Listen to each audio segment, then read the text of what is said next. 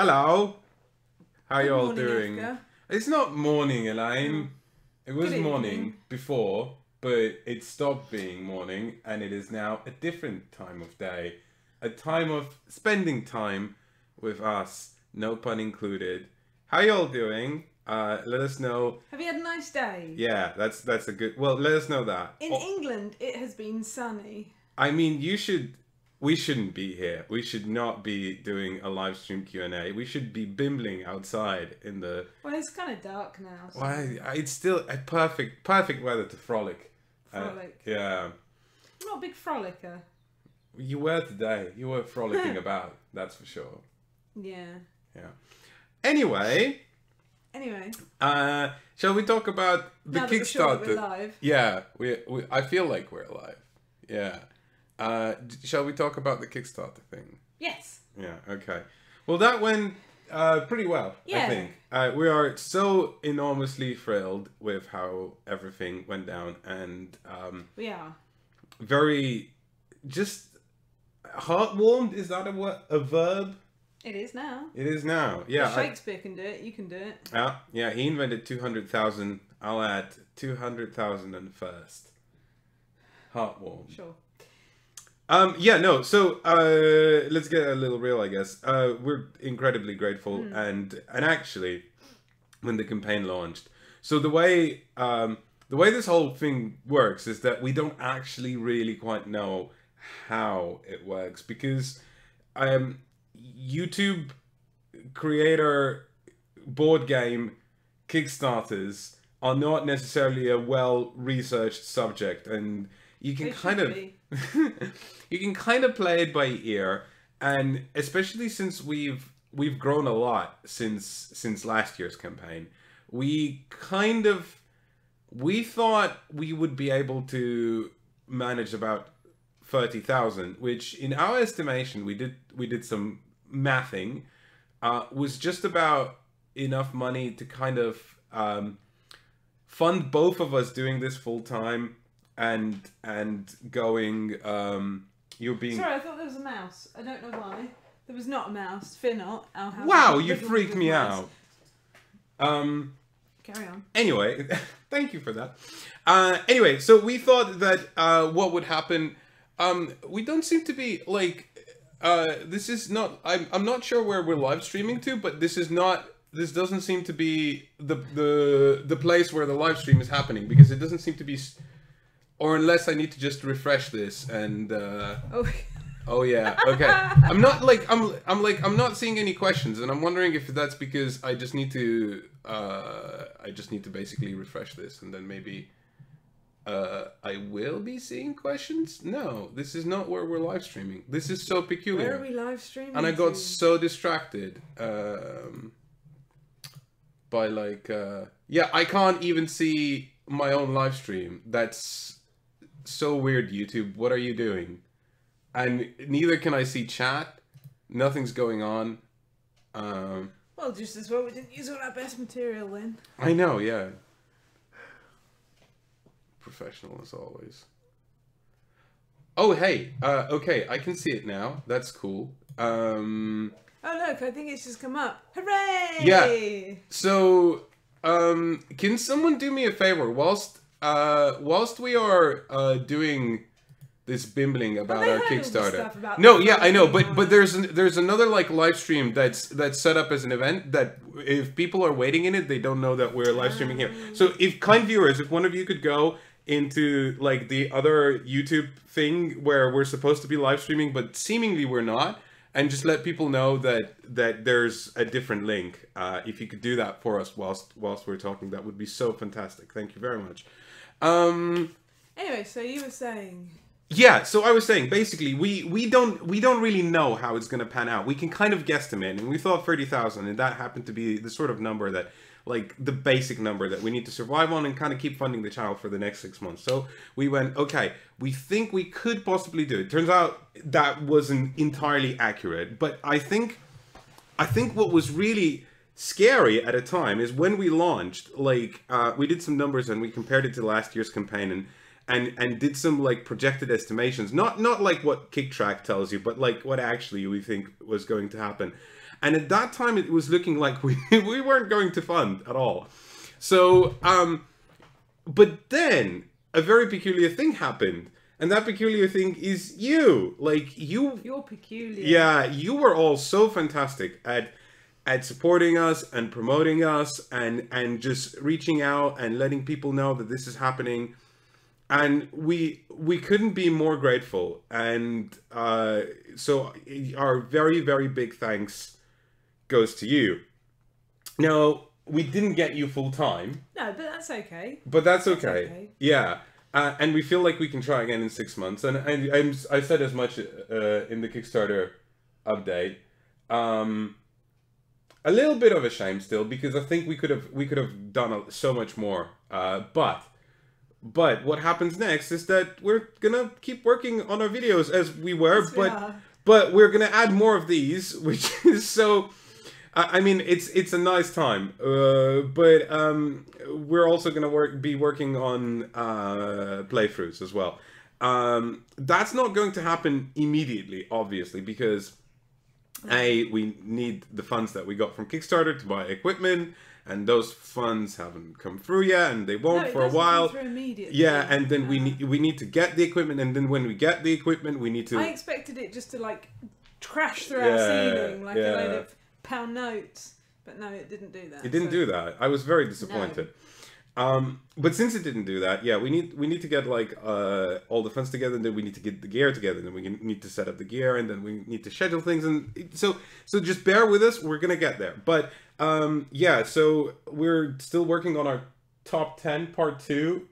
It might come out tomorrow evening, like late evening in UK and evening in US, and if it doesn't, it will come out on Friday.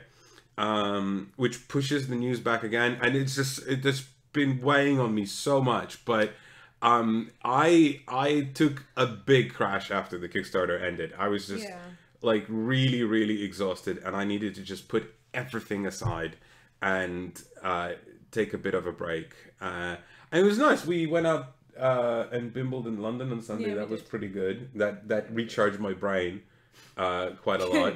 I'm glad to hear that. How are you feeling? Yeah, I'm alright. Yeah? Yeah, that's all you have to say? Yeah. Okay. I have a bad shoulder. Yeah. But apart from that, I'm okay. So, Edward is here in chat from Heavy Cardboard. Edward. Hey, Edward, how you doing? That's not a place. Heavy Cardboard is not a... No, but I normally call out the places. That's not a place. Colorado? I want to say Edward's from Colorado, but if I'm wrong, I'm sorry. Someone's calling out your Ren and Stimpy shirt. Thank you, Kabuki Kid. It's cool, isn't it? I liked it because their bottoms are touching.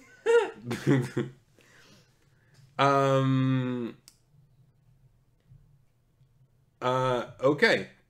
So not many questions still, but well, perhaps we can tell them something we've learnt this week. What have we learned? What have you learnt this week? I have learned that sometimes if you go into Forbidden Planet in London, you can find a Ren and Stimpy shirt for £3. This is true. Yeah, in the bargain bin. Yeah. And I've also learned that you are very enamored with butts, and that's why you picked this particular Ren and Stimpy shirt over the other one. Maybe enamored with Ren and Stimpy butts. Yeah. I think that's a different thing, though. Okay. Yeah. I learned this week that the Queen of England has the nickname Gary. So there you go. Who calls her Gary? Prince William. All right. Okay. So Okima says, I found your channel a while ago and have enjoyed your videos a lot. When did you yourself get into board gaming, and how did you get into it? I think we've covered this before, but we might as well cover it again. Yeah, board gaming. We went to Lithuania. Well, for me, we went to Lithuania and we were looking for something to do because they were going to play, Efka and his friends were going to play Heroes of Might and Magic. Yeah, like on the computer. Hot seat. But because that's the thing people do. Yeah. Don't people normally play it over LAN or something? Yeah. Well, But- yeah. Is that still a thing? Do people still play games? Do people still have LAN parties? I think people. I think it's a bit more like niche, but I think people still Okay. have LAN parties. Okay. Yeah. Like where you have to take your whole computer Yeah. to someone's house. They have and then they go, oh, I don't have enough plugs for you. they have cases for that now, like to make your desktop PC more portable, With or a you handle. or you could just buy a laptop. Yeah, well, yeah, but that's not hardcore enough, No. is it? Yeah. well, no, but I don't think laptops were good enough to run anything. They are now. It's just expensive. My whole computer wouldn't run Crazy Taxi 2. I was really upset by that. We're talking about Anyway, 1907. Sorry. Anyway, so yeah, we went to play Heroes of Might and Magic. Sorry, I lost my thread there. But then we realised there were too many of us, so we said, what we're going to do instead? So we played Settlers of Catan and really, really liked it, and went out and bought a copy in English like the next day. Yeah, we did. From a really neat Lithuanian board game shop that Efka's friend worked in, I think. Yeah, I used to. Yeah. It's still there, the shop, I think. Yeah, so that's a thing. What would we change with the Kickstarter campaign? Kickstarter. Yeah. If we got to restart it in a month, right? What would we change? I would probably go door to door saying, "Hey, do you know about our Kickstarter?" Good. My serious answer. Oh. Yeah, go on. You go first. Would be actually not much. I think rejig the backer levels a little bit, but that sort of thing you kind of always get inside after the fact. Like last year, I thought these are off. We need to change them for next year, so I had a plan, and then next year, that plan turns out doesn't quite work out the way you want it to because you're not in control of everything entirely. Yeah.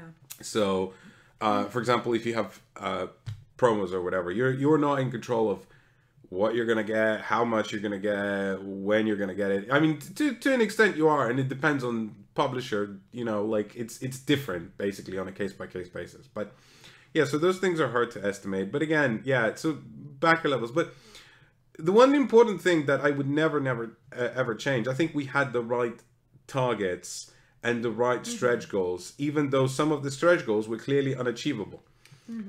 But there's a reason for doing that, and some board game publishers who do Kickstarter have talked to me and said, no, you should have set a much lower target, and then it looks like you funded really well, and then you get more money and stuff like that. It's okay, but it doesn't work quite the same when you are you're like, we're not selling a product, right? We are effectively asking for donations. And that's a different thing. We don't need to look successful. We need to look like we're doing a good thing and that we are, I guess, worthy of receiving support and donations. Yeah.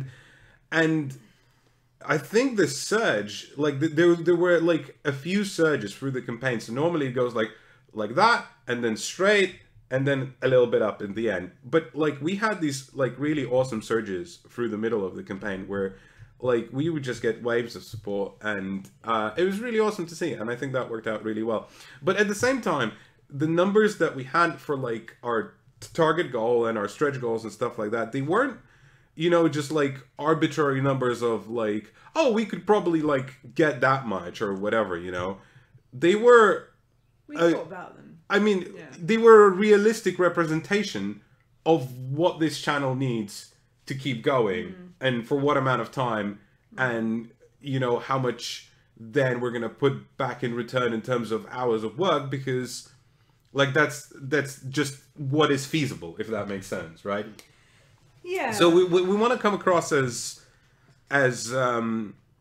like, I don't know, like we A, we thought about it well, and B, we want to come across as if like this is just, that's what's necessary, right? We're not going to be like swimming in this money. Like all of it is going to go into A, this channel, and B, us surviving so we can keep doing it. Yeah, that's right. I want to I just want to reiterate your point about maybe the backer levels and things. Yeah, but I think you learn with everything that you do. Or hopefully you learn with everything that you do. And if we did it again, we would. I think we learned some a few lessons, things, a few things, certainly, but nothing that we would change like wholeheartedly. Yeah. No. Oh, hi from Denmark. Hi, Denmark. I know nothing about Denmark. I wish I did. I know what the flag looks like. Oh, what's that band called that were from Denmark? The Barbie Girl band. Aqua. Oh, wow. That's my Danish knowledge. And the only reason I know that is because Top of the Pops magazine, in whatever year it was, had loads of people in like football shirts. I don't remember why now, but they were wearing a Danish football shirt. That's why I know that. Anyway, carry on. Wow. What do I miss about growing up in the USSR? Did you get Ren and Stimpy in the USSR? No. But you got like Winnie Pooh. Yeah, okay, Russian cartoons, I guess, but you can just watch them now, so I don't miss that. That's true. And we do. And we do sometimes. Not much, if I'm honest. There's like a few things like, like food that you just can't get anymore and stuff like that. Like what? Like, I don't even know how to explain it. Okay. Like,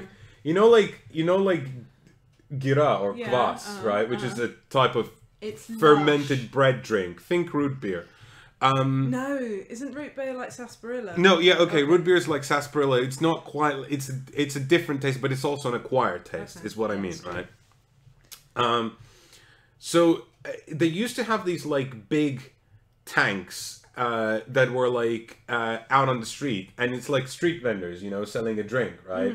So you could go up and buy some kvass or gira, as it is known in Lithuanian. And it was pretty good, I think. Or maybe it's not. Maybe my memory plays tricks on me. But you can, if you go to the Lithuanian shop, you can get gira on tap. Yeah, you can. So that's quite kind of cool. Yeah. So I guess some types of foods maybe, but not much because stuff wasn't great really. Do you have a friendly local game shop where we live? Yes, we do. I mean, a little. Okay, so we have a comic book shop that has a very small selection of games, and fair enough. But it is friendly and it is local. But I shouldn't say too many bad things because I still work there. Once every 2 weeks. I spent some time there working. And if you go there on the right day, there's a little dog. Yeah, and they do run board game evenings there, so that's it's good enough, certainly, and the atmosphere there more than makes up for it. Yeah, this is true. Yeah. So it's a nice place. Yeah. Do we play any digital adaptations of board games together? If so, what's our favorite? No, I don't think we have we? No, not much. I played Age of Rivals. Yeah, but that's not a digital adaptation. That's just a digital style, like board game style. I thought that came from a board game. No, it's not. Okay. Yeah. No, then. Yeah. Oh, Patchwork. We played Patchwork together once. We did play Patchwork. I think we played Pandemic together once on the phone, but no. No. Okay. No, we don't. Okay. Well, I mean, like, why? We have board games over there. Well, because like when we're traveling or whatever. That's true. Yeah. But I think I did. Yeah. Oh, yeah. Carcassonne. We played Carcassonne. Oh, we did. Yeah. When we were waiting in an airport once. I remember that. But I mean, these are very infrequent occasions. So I would say the general answer is. Star Realms as well. And it's just not really a board game. It's a card game, but we did play Star Realms together. A little bit, yeah. Not much. Okay. What are more questions? Let's find out. What are our favorite video games that aren't video game related at all.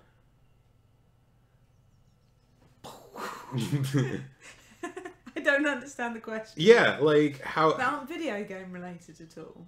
I mean, are they like... Do they mean out of the box I mean, kind of video games? When I was playing Max Payne, I did kind of feel like I was Max Payne. I don't know if that counts. I didn't feel like I was playing a video game. Like, I kind of wasn't sure if I had a bit of a crush on him or I felt like I was him. Yeah. Right, they meant board game. Oh, They're board not game. board game related. No, video games that are not board game I'm related. into a different Right? place. Oh, I see. Yeah. Okay. Okay. Yeah. Okay. Video games that are... Well, Max Payne. I got obsessed with that game. Yeah. All right. Okay, what are we playing that's current, I'm Elaine? from the 80s. What are you going to do? What games... well, you play more video games. I do play more video games. Yeah. Yes. But we play one together. Do we? Yeah, we do. Oh, Yoshi's Woolly World. Yeah, we play Yoshi's Woolly World. Yeah, I guess. I think of PC games as video games. Yeah. I don't know why. No, yeah, That's that's in weird. my head. Yeah, that is weird. Yoshi's Woolly World. Because it's 2-player. And it's awesome. We did also... I introduced Efka to Super Mario Brothers 3. Because I had it on the NES, and then... I mean, I knew what Super Mario Brothers 3 was. But you'd not played it. I had not played it. Yes, that's true. So... You made it sound like I'm like, you know, this Soviet dude who's like, what's the Super Mario? You know, I didn't want to do the bad Italian accent. Okay, yeah, but yeah, it's probably just as well. We played. What was that game called that we really liked that we played together? The story game. Life is Strange. Life is Strange. Oh god, Yeah, that was we played awesome. that. Yeah, we that played was that so together. awesome. If And, you have not played Life is Strange, Firewatch as well. Firewatch is pretty great. Yeah. Yeah, Firewatch is cool. Depends what kind of things you want to play. But it wasn't 2-player. We just kind of took it in turns. I will from time to time waste time on like PUBG and Heroes of the Storm and Overwatch. Yeah. But I'm not particularly enamored with them. They're just something to waste a little bit of time on. I also like playing Skyrim on the Switch. It's pretty fun. It's a new toy. It is a new toy. Yeah. So, Efka said to me, "What do you want to get like as a treat when the Kickstarter funds?" Yeah. And I was like, "I really want a new clothes drying rack," and that was as exciting as I made it. We did get you a new clothes drying rack. We did, and it's amazing. Yeah. Okay, more questions. More questions. Oh, have we heard of the Rammstein version of Barbie Girl? I have not, but now I really want to. And wait, I can't read that. Volbeat. Danish rock band, better than Aqua. Okay. Was Aqua? Does Aqua count as a rock band? Yeah, I guess. Yeah. What do we think of Star Wars Legion? So, I'm doing kind of a deep dive on Star Wars Legion. So I decided, yeah, I guess, I don't know. It's just been painting stormtroopers and stuff. I decided that when we reviewed Rune Wars, I was happy with the video, but I wasn't entirely happy with how we covered it, because in terms of like, we very much approached it as board gamers who got a miniature war game and went, well, all right, let's put these minis together, play it, and then see what we think, right? And that kind of... Maybe we approach it from the wrong angle. Yeah, because I think part of the joy of wargaming and miniature war games is that you get invested into the things that you own, and then they, like, these minis that you paint and the terrain and everything. You're building your armies. Yeah. So I decided... It's not ready out the box, is it? You have to do it yourself. Yeah, I decided that if I want to cover this properly, I need to really dive in deep. So that's what I'm doing. And it's kind of been interesting because I've held off actually playing the game until I have everything done. I mean, everything painted, the terrain assembled, and battle mats and all that kind of jazz.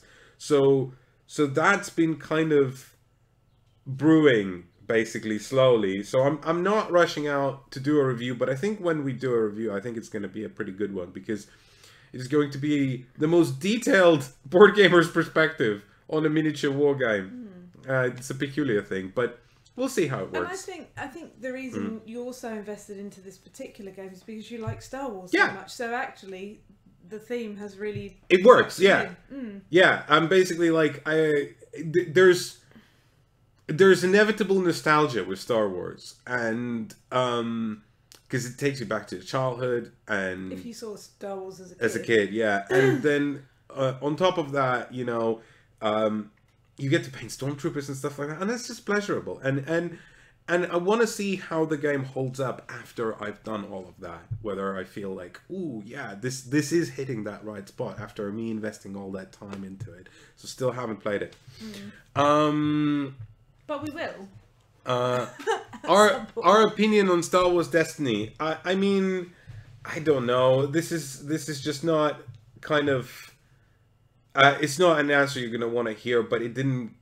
It didn't push our buttons. Yeah, like it didn't. It's in no way bad. It didn't click. No. Yeah, so we didn't cover it. There was something that just didn't. It just didn't work for us so well. It's not a bad game, but yeah, it just didn't work for us. How was the dissolution of the USSR from the inside? I mean, I was like 7, so you know. I do remember. Oh no, from the inside. Okay, you don't care about what I have to say. Carry on. Move on. Move on. I wasn't on the inside of the wall. Apparently, Draft Mechanic Podcast did an episode about Kvass. Really? That's cool. I missed that. Yeah. Okay. I'll have to go back and try and listen to that. Definitely. Do we play chess? I did play chess. When I was 11 years old, I came second in a chess tournament. I do not play chess. But I only ever liked playing black. I never liked playing white. I think because you're... What's the phrase? Like, so white always plays first, and black is the defender, I guess. So I always enjoyed playing that. So I had it in my head that I would never win if I played white, and I didn't actually. It's an interesting isn't it? Yeah. Perception it's of my things. Weird 11-year-old insecurities, I think, which haven't gone away. But yeah, I like chess. Yeah. I mean, I enjoy. The question is, would you rather be stuck watching Sister Act 2 or listening to Heat of the Night? I was thinking of Sister for some reason. No, you know the Whoopi Goldberg song. Yeah. So, but the second one, Heat of the Night. I've not seen that. No, it's a song. You either you're stuck watching Sister Act 2 or listening to Heat of the Night. I don't know the song. Okay. Who's it by? I don't know, but I know the song. It's playing in my head right now. Can you sing a little bit of it? No. What was wrong with Sister Act 2? Was it bad? Yeah, I know, right? What's wrong? But like, imagine watching it forever. You'd go nuts. Forever? Yeah. But like, no, okay, because it's not. This is not fleshed out enough, is it? No, it's like that's why you don't set your favourite song as your alarm tone, because you're gonna hate it eventually. So whatever. There are films that I love, but if I watch them continually for the rest of my life, I would hate them. So maybe it's better that you watch something you already don't like. I don't know. Elaine, if we could choose any real world location to set a board game in, what would that location be? Our house. Our house in the middle of I'm sorry. Wouldn't it? I'm sorry I did that. I don't know. Huddersfield. Of course. Yeah. Yeah, maybe Slough. Maybe I'll have a rivalry with Dan about like setting a board game in Slough or Huddersfield. Yeah. I know. Yeah. A Slough board game would be awful. Or awesome. No. Yeah. Maybe not. No, it would be full of like rubbish on the floor. It would be a game about. I mean, you could make it really off the floor. What? You could make it really subversive, like stop the gentrification of Chalvey or something like that.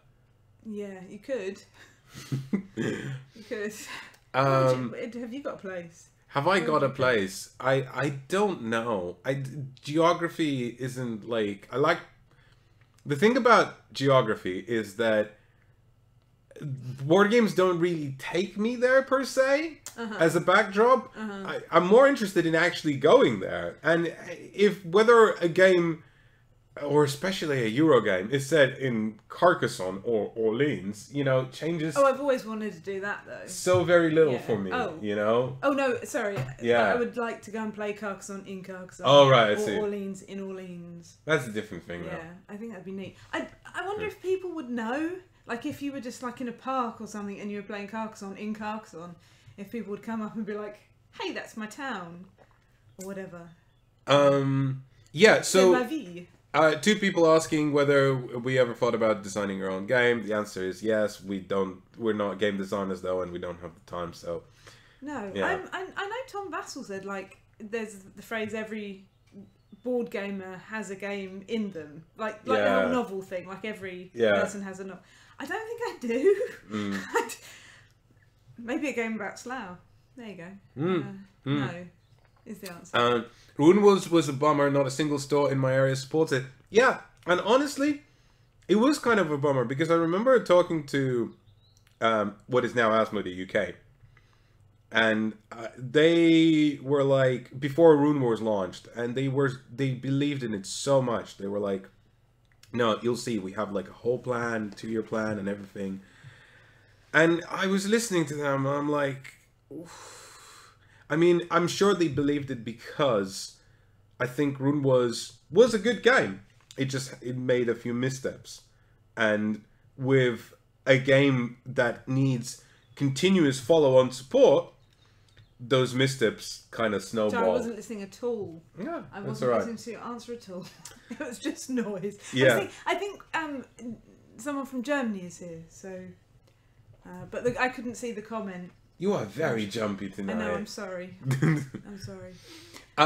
So yeah. Anyway, I was saying Rune Wars. I think. Rune Wars was a bummer. Yes. It's the comment. Yeah. Yes. Okay. Yeah. Okay. What? Sorry. I don't know what I'm doing. I'm a professional. Rune Wars. Yeah, made a few missteps. Yeah. And sadly died a death. Unfortunately, yeah. Yeah. That's My a shame, my though. point was we could see it happening when we were reviewing it. We were like, this is great and all, but it's gonna sink. And yeah, it is a shame. I mean, it was a massive thing to take on, to be honest. And they did a good job, but yeah, we thought it might not do so well. Hi Finland. I did your job, Elaine. Finland. Do I know anything about Finland? Oh, I know it's Finnish is part of the Finno-Ugric languages like Lithuanian, right? No, okay. Never mind. Lithuanian languages are Baltic. Oh yeah. What's the other Finnish one? Estonia and Hungary. Estonian and Hungary. Yes. Yeah. So I'm Which is the funny one because it's like normally language groups are clumped together. And it's not at all. And it's not because you have like Okay. Finland, Estonia, Okay. Hungary. Yeah. Right. Cool. I like languages. Yeah, me are too. we going to see this Han Solo movie on opening day? Was that an ask? Yeah. Were you doing an ask? Yeah.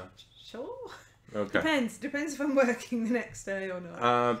Do you have an opinion on LCGs as a business model by FUG? Like, dislike, keeping up with one of them? Yeah, sure. I actually, yes. So. Oh, wow, you're putting the tea down. Gently, so it doesn't rock the microphone. Having worked as like part of my job being like organizing Magic events and stuff like that, I guess I can't help but like think about this stuff still, even though I kind of want to move away from it. But yeah, there are some advantages and disadvantages. I think both are good models, and it depends on how you view gaming. I think I prefer the LCG model, but there are a couple of reasons why actually. What, as opposed to like the Magic? Yeah, of okay. randomized booster packs. There's a Yeah. couple of reasons, actually, and very pragmatic reasons, why collectible card games might be better than living card games. Living card games are great if you don't have a lot of funds to make an initial investment. Although, the more they grow and the bigger they become and the older the game is, that investment is just as much as like you. And it also depends on how you want to play it, but the assumption is that you want to keep up with the current trends, because otherwise why does it matter whether it's LCGs or CCGs? You don't have to.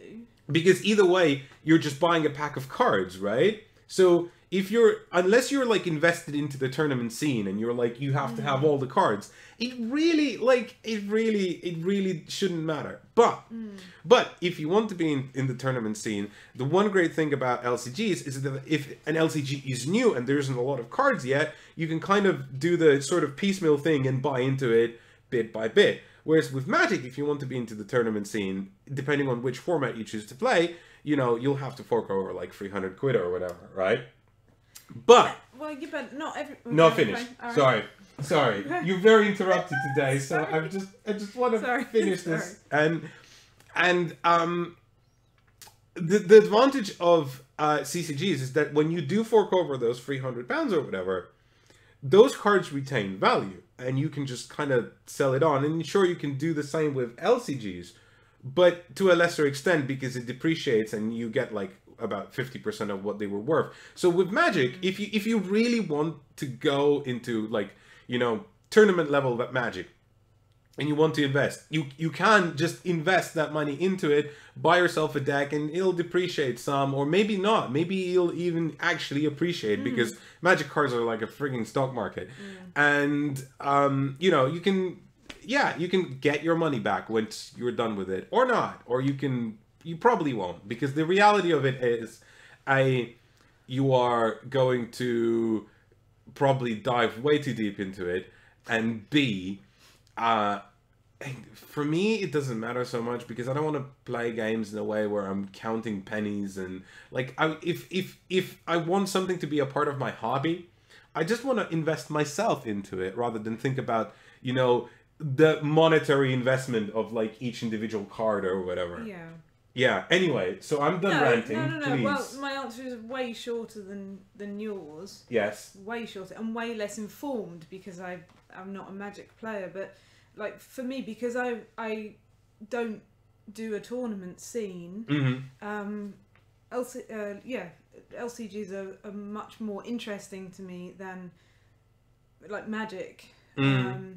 Because I don't want to buy a booster pack and not know what I'm getting, and then have to look at the cards and think, well, how does this fit in my deck, or how does this not, and then have, you know, 9 cards. No, how many cards are in a pack? 12?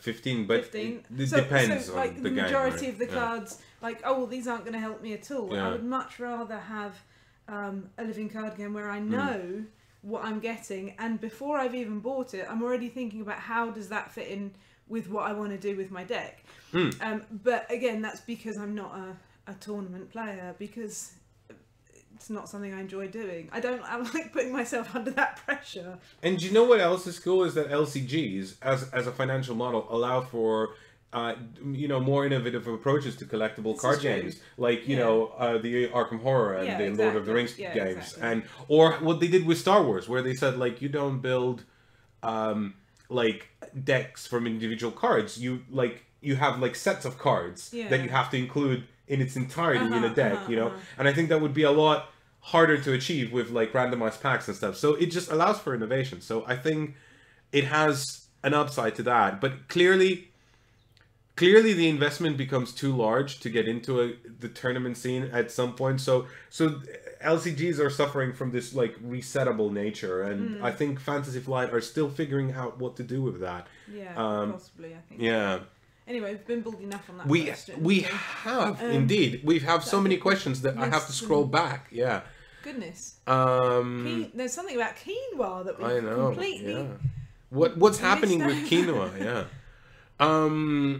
If you had one movie to watch forever, what would you settle for?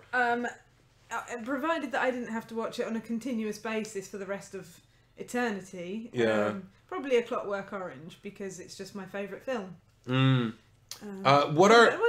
have to answer also. I don't want to. No. I don't know why I don't want to answer that question. I just find it very uncomfortable even thinking about the prospect. I have a few favourite films, but yeah. If I could only watch one. Like if I could only take one. Do I have to like watch it continuously? Like it's just finished and then. No, I don't think so. That would be cruel. I don't know. What. I mean, what kind of situation can you think of where that would be a thing, where you would have to watch something? Okay, here's my answer. Right? Yeah. Doesn't matter.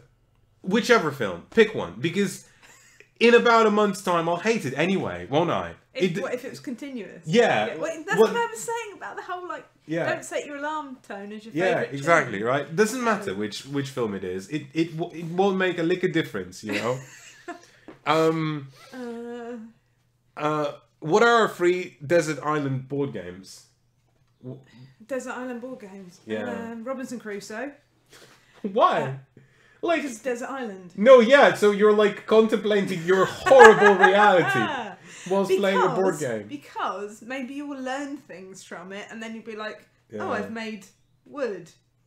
I've made wood in the board game. I can do that in real life now. I don't think maybe it actually teaches transferable. It's important to learn transferable skills via board games. That's number one. What's number two? Sorry, number one. Number one, yeah.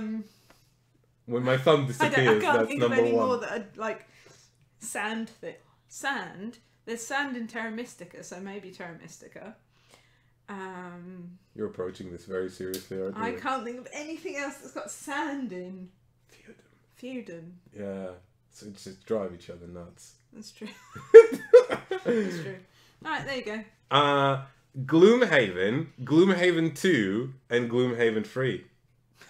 Gloomhaven 2 and 3, nice. Yeah, sorted, nice. Right? But no, that's like the thing about like... Well, no, you're bringing the other thing. No, well, yeah, but it's like the Desert Island books. Like, does the complete works of Shakespeare count as one book, or does it count as... Oh, so like I could have Gloomhaven 1, 2, and 3... No. And then two other games. No. No, I think Gloomhaven counts as 92 different games. Whatever it is. Anyway, next. Oh, who is Ren and who is Stimpy in this family? I think we're a bit of both. I'm pretty sure you're Stimpy. Am I? Yeah. Stimpy. Yeah. No, I'm Ren. Are you? Okay. Yeah. Alright, okay. Because I'm the brain. Pinky in the brain. My alcohol consumption has gone up since I started playing board sorry games. to hear that. Are there any bad sides to board gaming for you, if any? What is the best drink for board gaming? The best drink for board gaming is probably tea. Yeah, tea. I try not to drink too much when we play games because I think you're not as sharp and you're making it less fun for yourself and especially for people. Probably for others too. Yeah, for others. Because you think you're hilarious or you think you're playing a really good game. I mean, it depends on what kind of games you play, right? But if it's a drinking game, then that would be terrible without alcohol. It would be, but I think if you played a Euro game with alcohol, it'd just be a terrible experience. So I try and avoid drinks. Not like I'll have a glass of wine or whatever because I drink wine. And you drink beer, and we don't drink anything else apart from that. Not really. So, wine and beer is our answer. That's the best drink. Yeah, I don't think there is a bad side to board gaming. Not one that I've experienced. Hoarding.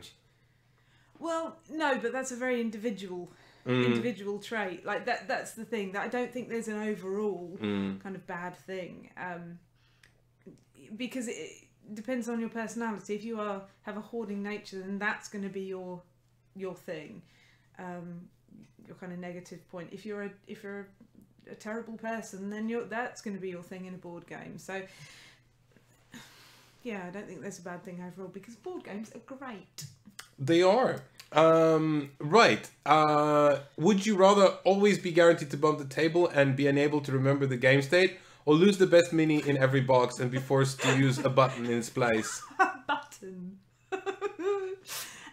If that game was like Patchwork, it wouldn't matter that much. When you say always, I'm kind of a klutz, so I do quite often bump the table anyway. That is true. Yeah. So probably that one. But like every single time, the game doesn't end. Right? I'd rather the game ended, right? With a button. And then your mini just poofs off. And a button comes in its place. Also works in Stuffed Fables. That's true. Yeah. Depends what kind of button it was as well. If it was like a belly button, then no. Because that'd be gross. Also, I skipped the Magic the Gathering experience. Thoughts on the game? It was my job. Yeah, that's my answer. Anyway. You to have to spend 5 hours in a train, what games would you play? Oh, that's easy. Oh yeah. Go Yeah. on. I know your answer. Well, yeah, but that's my answer for everything. Well, it's my answer too. Consulting detective. Sherlock Holmes. Yeah. Or maybe actually, we spent some time. We had to wait in a pub once, and we played Exit. That was kind of cool.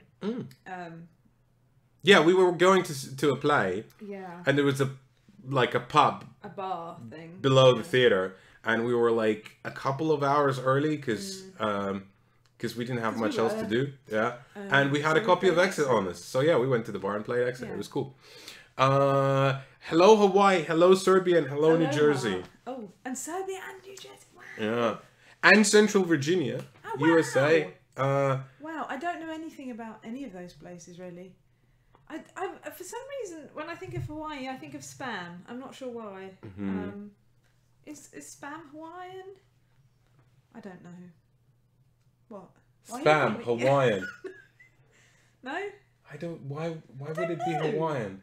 Are you thinking thinking of the ham and pineapple pizza and being known as Hawaiian, and often the ham in cheap pizza replaced with spam? No, I don't think so. No? No. I know nothing about New Jersey. Yeah, that's the 6 degrees of separation from Hawaii and spam.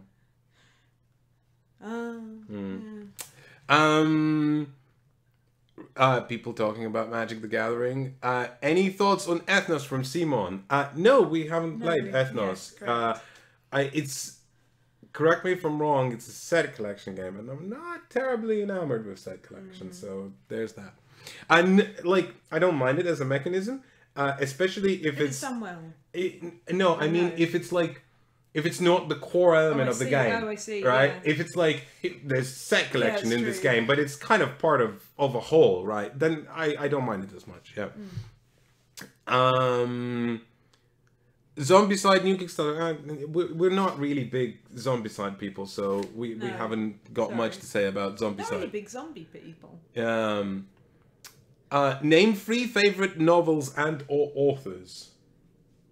Name 3 favourite novels. Well, and or authors. You really like Haruki Murakami. Yeah, and I also like David Mitchell. You also like David Mitchell. I was going to say that also. And then probably next down the line of succession would be Philip K. Dick. Yeah, those would be my 3 favourite authors, I would say. Cool. Yeah. What about you? My 3 favourite authors. Wow, goodness me. Well, I'm a big Lewis Carroll fan, but I guess less.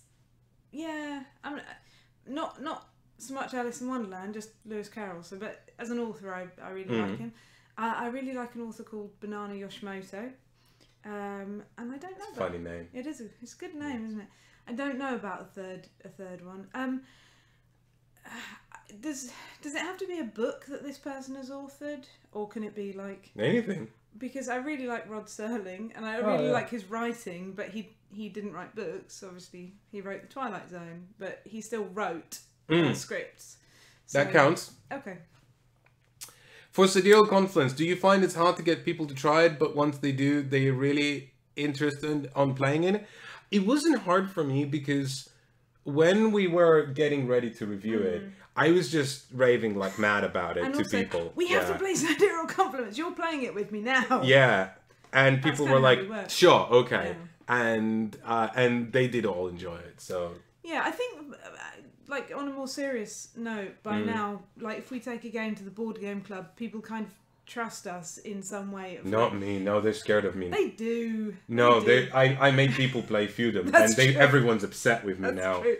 Yeah. But no, but I'm serious. I think, or they know that we need to play it because we need to review it or something. Yeah. So, and yeah. I think they trust us. People are really, people are really upset. But you played High Society at the same time, so... No, we didn't. Well, I thought that was the same day. No, it was a different day. Uh-huh. Oh, okay. Yeah. No, we played Flow of History and High Society on the same day. Oh. And people were upset with me for Flow of History as well. Sorry. Yeah. I've recently been bringing games to our board game club that the people on our table haven't necessarily so much enjoyed. That's not to say that we have or haven't, but just... Clockwork Orange, good one. Thank you. My God, it is a brutal movie, but I really like it because I really like the way that it portrays the idea of can you really be good if good is forced upon you? If you are made to be good, does that make you good? No. Yes. I don't know. And the idea that someone can, you know, like Beethoven or something so much and still be this kind of horrible, horrible person. Anyway, sorry. Any upcoming games or expansions that we are excited about? So now that Shut Up and Sit Down have been tweeting about the Kemet expansion, I feel like I mean, I knew about the Kemet expansion since last year, but I was never sure at what state we were allowed to talk about, like, oh, you can, you know, like we've announced this, but I guess, we can. but I guess I'm people, sure. yeah, People know. Now. Yeah, so I'm pretty excited about the Kemet expansion. Yeah. We haven't played it. We were offered a demo at Spiel, but like timing didn't work out, so we couldn't. And I'm sure it would have been in a different state now than it was back then. Yeah. I'm looking forward to that though, because like Evka said before, I do find it hard to get kind of hyped up about games that I've not played, but I have played Kemet and I really like Kemet, so I am looking forward to an expansion of it. Cerebria is another game that we really wanted to try a demo of at Gen Con, and then we didn't manage to do it. We didn't manage to do it, for some reason. I don't know why now. And yeah, I really want to try it out because it's a team game and it plays a bit different. So I'm excited about that. Yeah. Also, Rise of Queensdale, which is the Inca and Marcus Brand legacy Euro game. So excited about because that. we like Inca and Marcus Brand and what they do. So yeah, we do. Rather than the game, I don't know. It is. Why is there not more game-focused pubs in the world? I don't know. There should be. There should be more pubs and cafes, I think. I don't know. The atmosphere in them isn't always fabulous, and I think they do have some work to do before it becomes a bigger thing. Even as someone who plays a lot of games, I find them anxiety-inducing, I suppose, is the phrase. So if you've never played a board game, or you're just trying to get into it, unless you have a very strong amount of resilience, I think they would be quite hard places to kind of approach. So maybe that's why I don't know really. Hello Russia. Здравствуйте. Is there an IP that screams for a board game to be made for it? Feel free to go obscure if necessary. This game isn't making any money anyway. Planet of the Apes.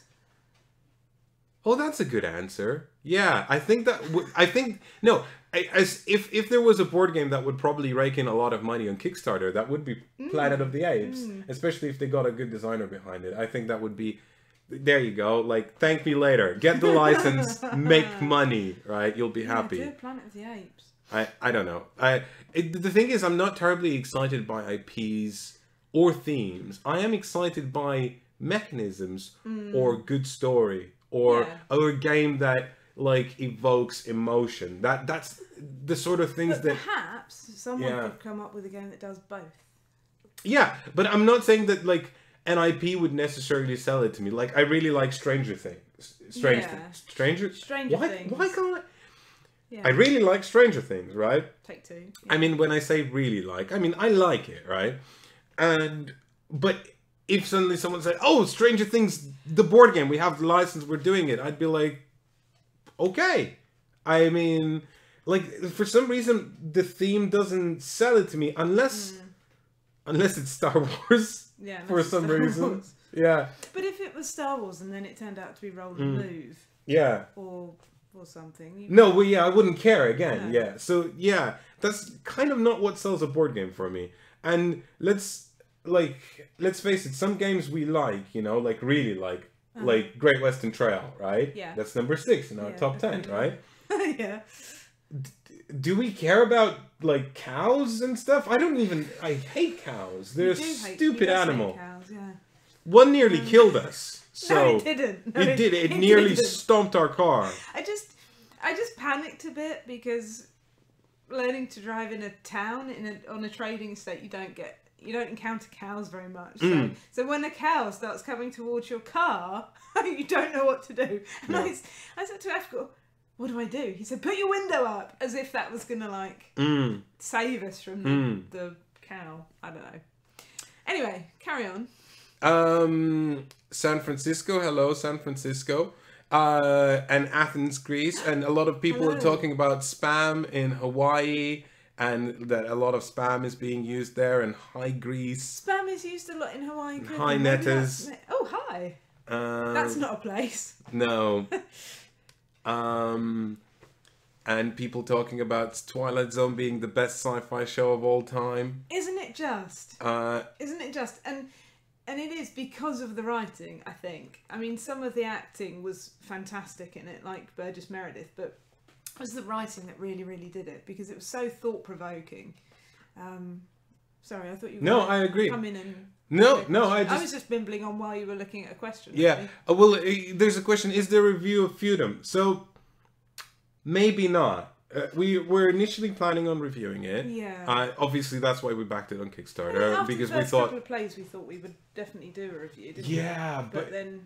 But then, here's the thing, right? So the problem with reviewing Feudum is that we wouldn't recommend it to anyone who didn't know what Feudum was. Well, yeah. Right? Because we think it's... Like, there's not a lot... The problem is that there's not a lot to be said about it. It's spectacular. For a game that looks like it looks, and is so vast and expansive and convoluted and a mess. And I think it's perfectly alright to say that it is a mess, because it is a mess. I don't think it even hides that. You know, it just says, yeah, this is a big, chaotic mess. And you're either going to like that or not. And I feel like a lot of people won't like it. Chaos, but... I do, but I think that was too much even for me. And we like heavy games, but... I didn't hate it. No, I didn't. I mean, And actually, like, once I'd got past the rosary beads on the chickens, like, actually, I really liked how the different areas worked with the each guilds other. and stuff. Yeah. That's the word I was looking for. The guilds worked with each other. I think... Okay. But I think that was the best part of the game. Yeah, the real criticism for me, like a kind of nitpicky mechanical criticism, is that it's a game that wants to have more players to feel tighter on the board, but the tightness then makes the game very convoluted because it becomes really unpredictable. So you want to have maybe a little bit of less players. That's very true. And there isn't kind of like a happy average of a good player count with Feudum, I feel. But having said all that, that's quite harsh criticism, though. I don't know. But because you're right, it's a bit nitpicky. Yeah, it is. It is nitpicky. But that's like where the depth of my brain goes thinking about that game, because otherwise it's just like, well, it's an acquired taste and it's for some and not for others, and it's really big and convoluted, and some people will really like it and some people will really hate it, and then you film a video about a Kickstarter success, and then people who really want that game to do well will hate you, and people who didn't want that game to do well, they're like, yeah, it wasn't very good. And I feel like I haven't got anything sensible to say. Does that make sense? Like, this is not a review. I'm not saying the game is good or bad. I just feel like I've not got anything good or intelligent or interesting to say about this game. Yeah. And that's really how I feel about it, and I'm pretty sure we discussed it, and you feel pretty similarly. Yeah. We did. So there you go. Thoughts on Feudum. Oh, apparently, Planet of the Apes tabletop is coming, or came out in 2017. I didn't know that. There you go. Maybe that's why I had it in my head. Maybe I did know that. Maybe it didn't do very well because we don't even do very well. Did we get to see Annihilation with Natalie Portman? I did. I did not. Was it good? Yes, it was really good. Yeah. Should I watch it? I think so. I don't think I think you'll enjoy it. Okay. Yeah. It's. I mean, you're not a big horror fan, but I wouldn't say it's specifically horror. It's horror-ish, if that makes sense. Yeah. Sci-fi for sure. Yes, that is a stuffed Ninja Turtle next to the candle. It's a puppet. Like, hi. Oh, you can still see me. I'm rubbish at this. I'm not a puppeteer. His name Anyway, is... Turtle. You'd think his name is Donatello, but I was told no. His name is Turtle. And Yeah. yeah. Actually, it's a her as well. Okay. Are we very competitive? No, I'm not. Efka is more competitive. Well, it depends on the think day. so. I think it depends on the day. I can get competitive, yeah, for sure. No, I'm And also, to Elaine's answer, bollocks, she's really competitive. You said a swear. Yeah. That's how much. Wow. That's how much I think you just lied right now by saying I don't Really? get competitive. Do you think I'm competitive? I think you get very competitive. Yeah. I think I could get competitive with myself. That's quite fair. A lot. Mm-hmm. Like, what winds me up is if I know that I've done a complete wrong in a game and I've messed myself up, then I get really annoyed. Yeah, you beat yourself up a lot, don't you? Yeah. Should I buy Gloomhaven even it's €150 sure, now? if you want to. Yeah, if you want to. If that's what your heart desires, go for it. I would. Okay, so a few caveats.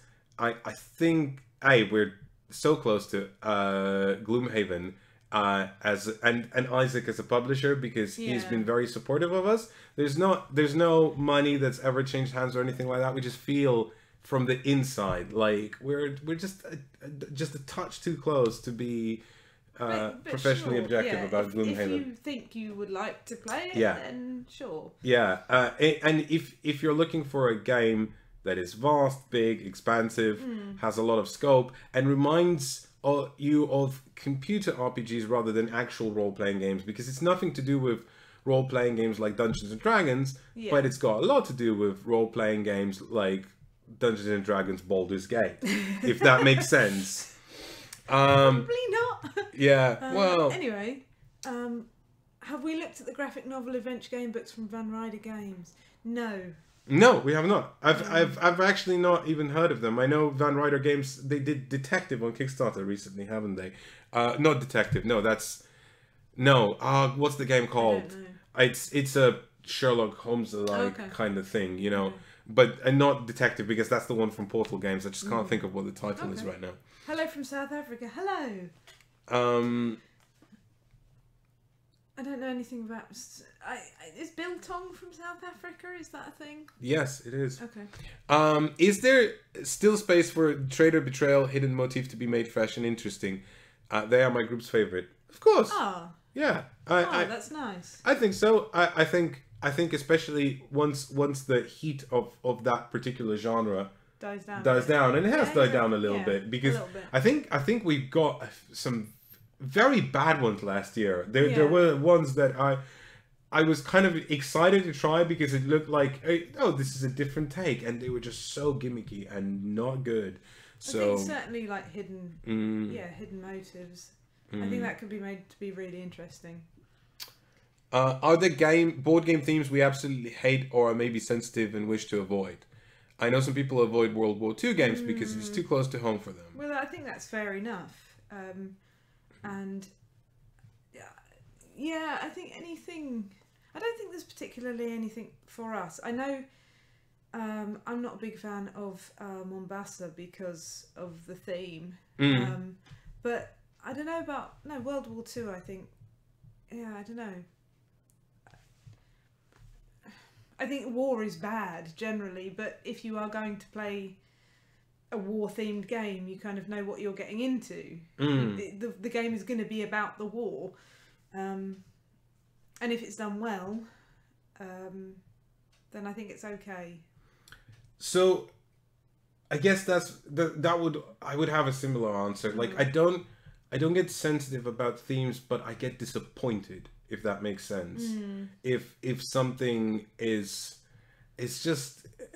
doesn't feel like a lot of thought was put into it, you know, and this is very true. Like again, we got some flack for our criticisms for Rising Sun, and then watching other reviewers bring up those same points was very reaffirming, because it's like, okay, this is important. We don't pretend to be experts in anything like that, so But you can tell, I think, if something is insensitively done. Or, yeah. For sure. What are, in our experience, the best games where people who play a lot and people who don't necessarily play at all can get together and enjoy the game? Very light games, like, so we mentioned High Society, for example. I think that's a good game. That's a really good game where, like, okay, you'll play once and you'll get it, and it'll take you like 20 minutes to play it, and then you can just immediately play again. So yeah, light games, but good light games. I think it depends what the non-gamers like. Yeah. Or co-op games as well. Co-op but games. But like ones But like... it depends what co-op game...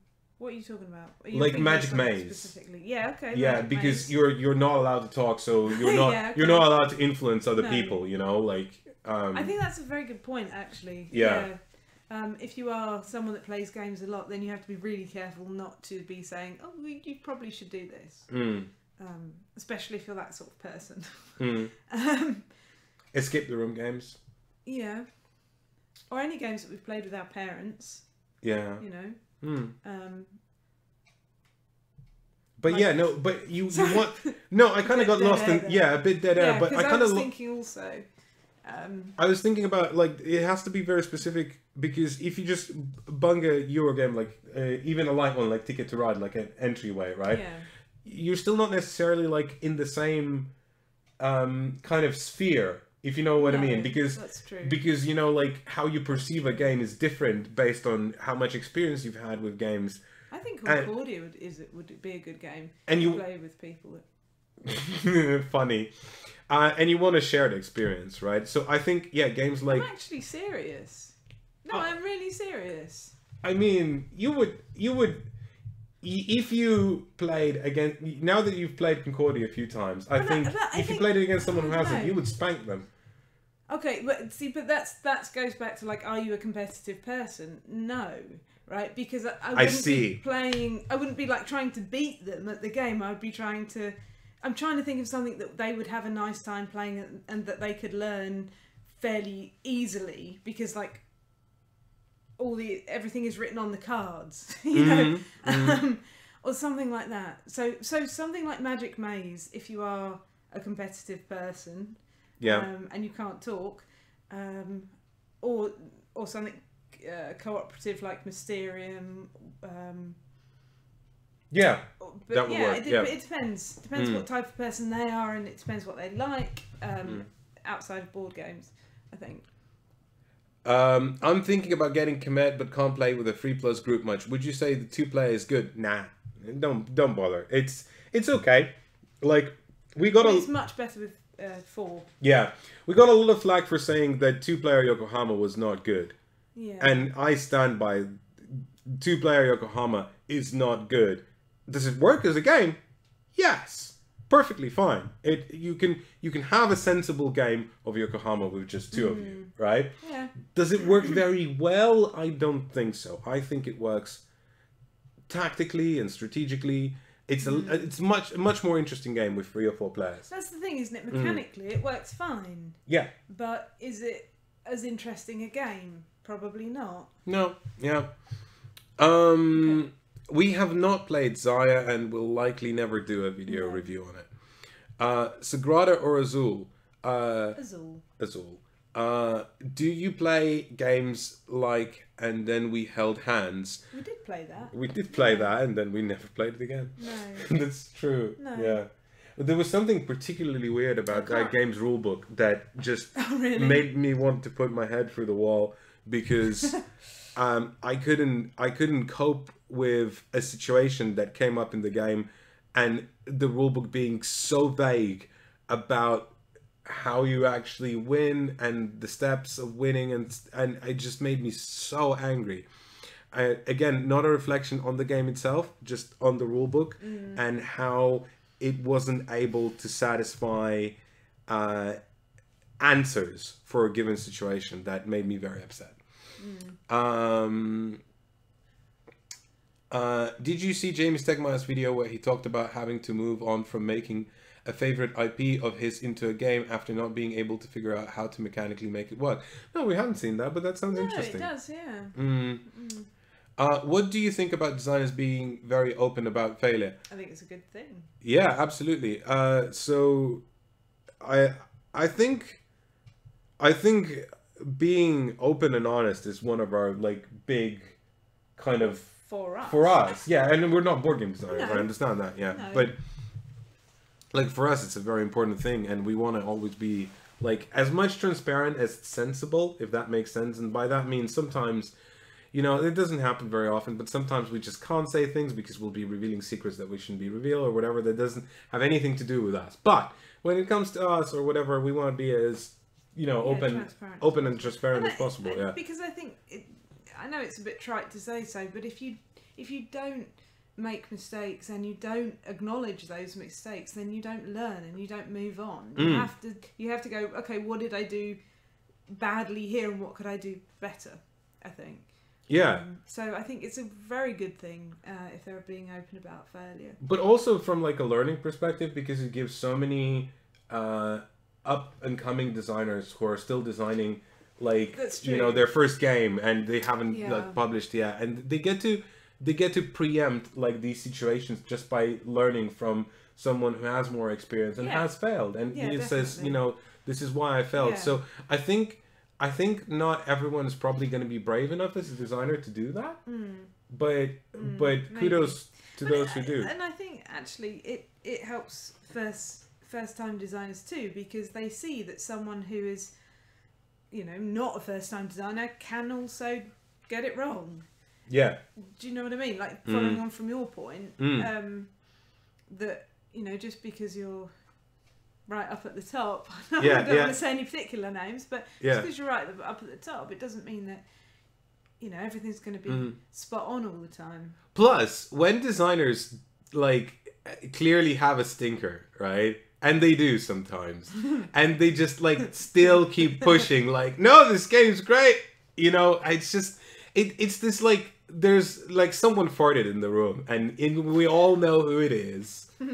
And it's so awkward, and why, you know, like, just say, I made a stinker, you know, and it's alright, it happens. And it happens to everybody. Yeah, let's move on, right? Everybody farts. Yeah, everybody farts. Yeah, anyway. Yeah.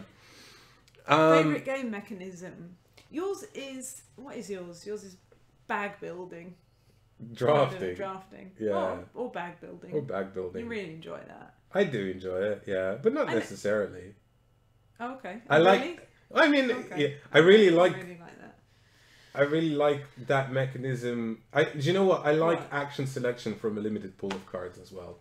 You know, I like Concordia or yeah, you do. Yeah, I like that also actually. Yeah. I think mine is maybe programming or something. I really like that. I know you really like programming. I really like that. It's true.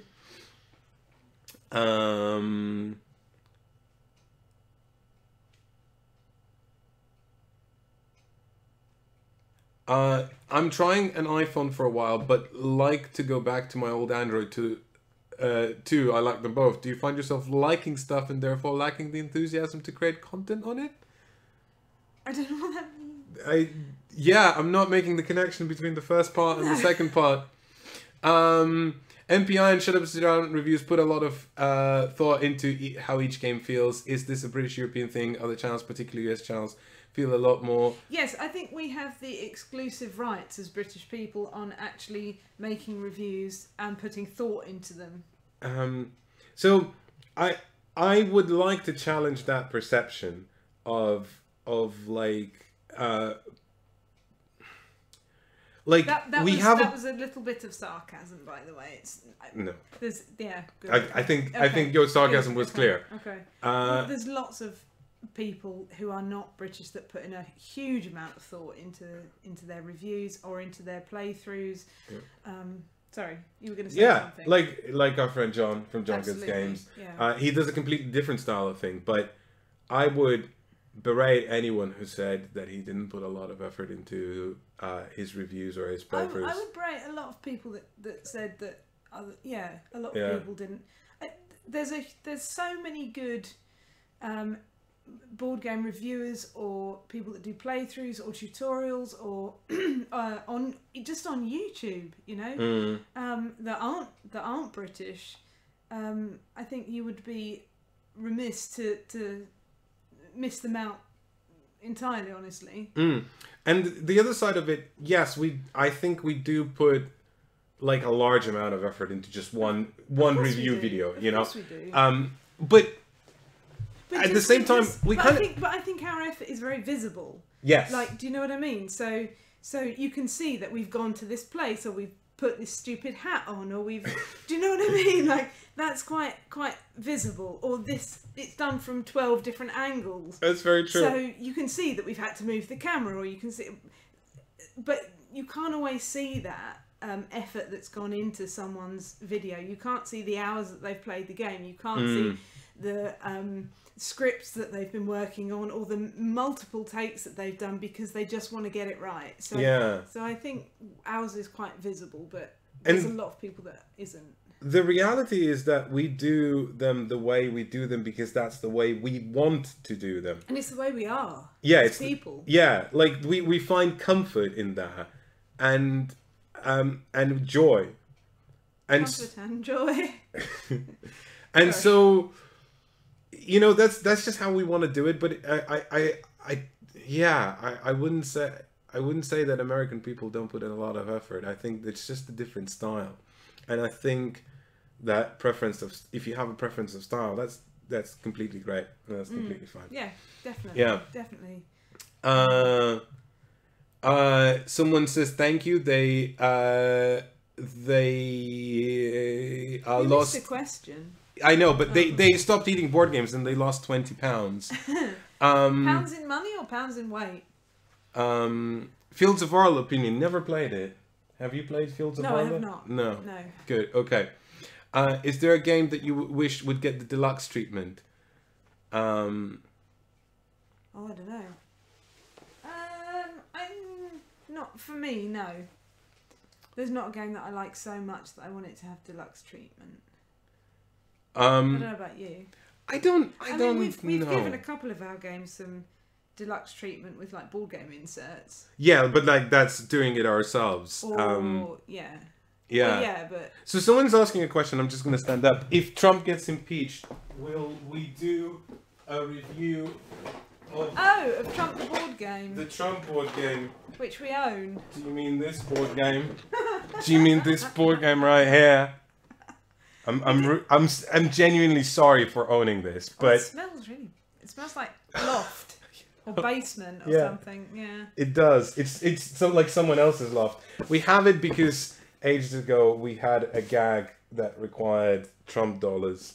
Well, so we ended up with a copy of this. No, that's not why we bought it though, is it? No? No. We bought it it was to do with the Christmas video.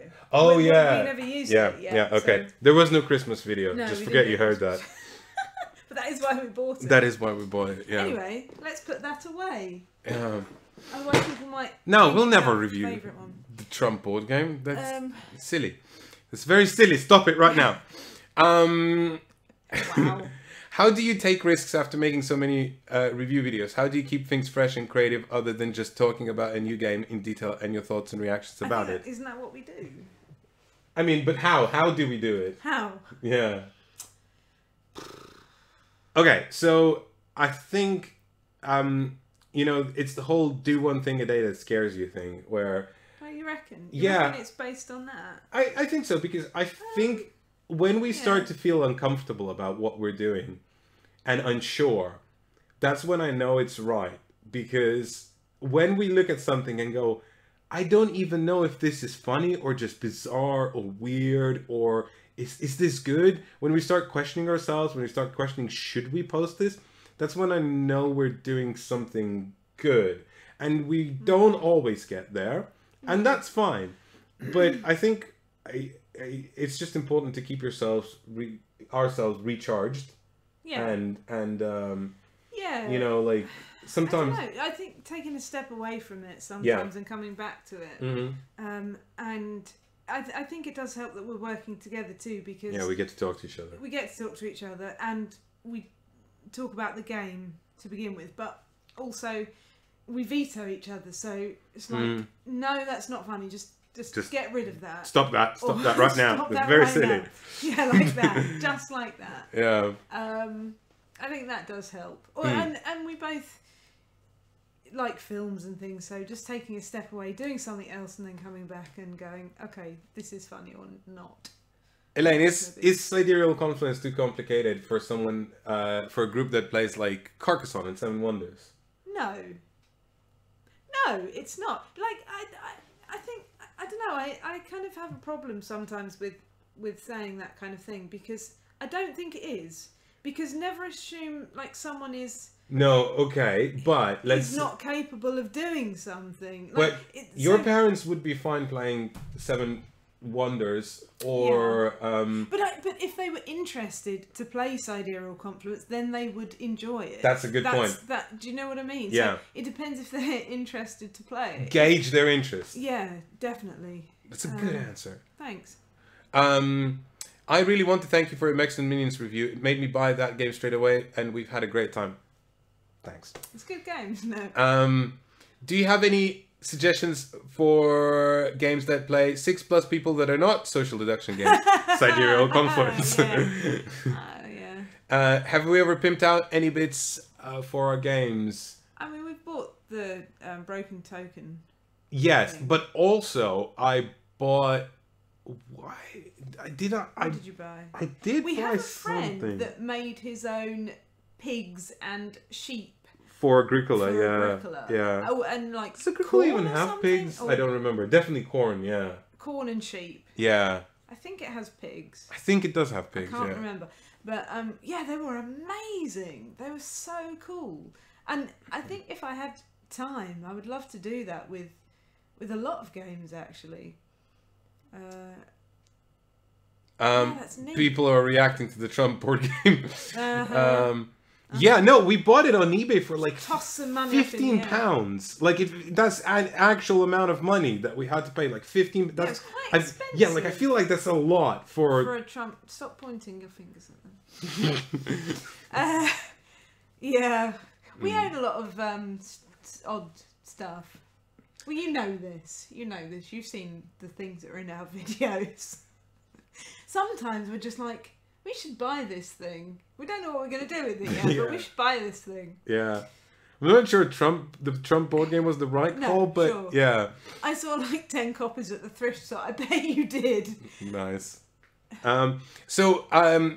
Felipe is going to spend a week in London for the first time ever. Well, welcome to London, Felipe. And is wondering what we recommend as good places for board game and RPG lover type person. I would say there's a couple of places. So the thing you need to know about London is that real estate is stupendously expensive. So there aren't like big spaces where you can go and play games. No. So be aware that when you go into London, you won't like see this like amazing board game store with like all this cool like stuff and tables to play, and like that doesn't exist, right? But what does exist is a couple of places where you can go and play games. So number one is... are you thinking of Drafts? Well, Drafts is a board game. Of London on Board? Okay, so there's two... So Drafts, if you have friends, because you can just go and it's a board game cafe and you just go play games in Drafts. I wouldn't say it's the best board game cafe in the world. And I would also say it's kind of hard to get to. Oh yeah, Dalston is a terror to get to, honestly. Yeah, and not like the safest place in London either. So there's that. But on the other hand, there is London on Board, which is a meetup group that organizes board game evenings in pubs in central London. I think they're very good. I really like London on Board. And if you don't like if you're looking for people to play games with, you'll find an infinite supply. So go on Meetup and type in London on Board and you will find it. There we go. And when is NPICon and where in Las Vegas will it be held? Where in Las Vegas will it be held? Shall we say that's the last question? And Las Vegas in London. Just call it after this question. Okay. Yeah? Okay. Okay. Let's do that. Because I didn't realise the time. Goodness me. It's nearly bedtime, folks. Yeah. And PICon is not a thing that's yet happening, and will not happen in 2018. No. But we'll see what happens in the future. It's going to be the worst convention ever. Wow, way to sell it. Sorry. Oh. But it's going to be like a really bad summer fate. That's what's in my head. You're sounding like you're making an announcement, like it's an actual thing that we're planning. So no, we're not. Yeah. But I think if we do have one, I think it should have a coconut shy. I don't even know what that is. You know where you have coconuts? Yeah. And you throw a ball, and you have to knock a coconut off, and if you do, you win the coconut. But normally, they're glued to the little thing, the stand that they're in, so you can't knock them off. That's a carny trick. Anyway, shall we? I love you, then. Oh, I love you too, Evka. Shall we knock it on the head there? Yeah, on the coconut head. Thank you so much for watching. I hope you enjoyed chatting. I hope you enjoyed yourselves. I've had a lovely time chatting with everyone. And if we missed where anyone was from, I'm sorry. I'll try and learn more, like hello, how to say hello in more different languages in the future. For sure. Thank you so much for watching. Thanks, and goodbye, and we'll see you soon. in the top 10 part 2 soon, very soon.